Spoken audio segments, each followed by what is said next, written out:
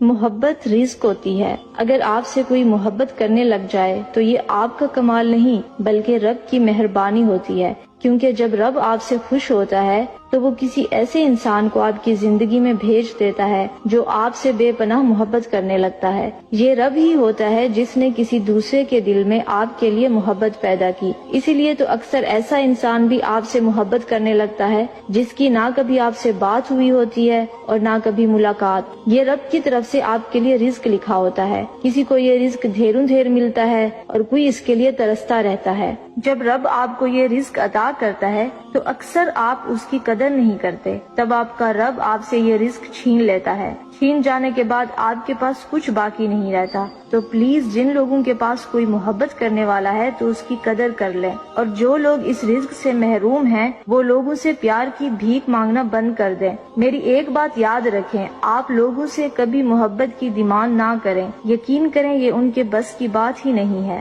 دلوں میں محبت پیدا کرنے کا اختیار تو صرف رب کے پاس ہے۔ اللہ تعالیٰ فرماتا ہے ان الذین آمنوا وعملوا الصالحات سیجعل لهم الرحمن ودا، بے شک جو ایمان لائے اور نیک اعمال کیے ان قریب رحمان ان کے لیے محبت پیدا کر دے گا۔ تو بس اپنے رب کو راضی کرو، بے شک وہ پتھر کو بھی موم کر سکتا ہے۔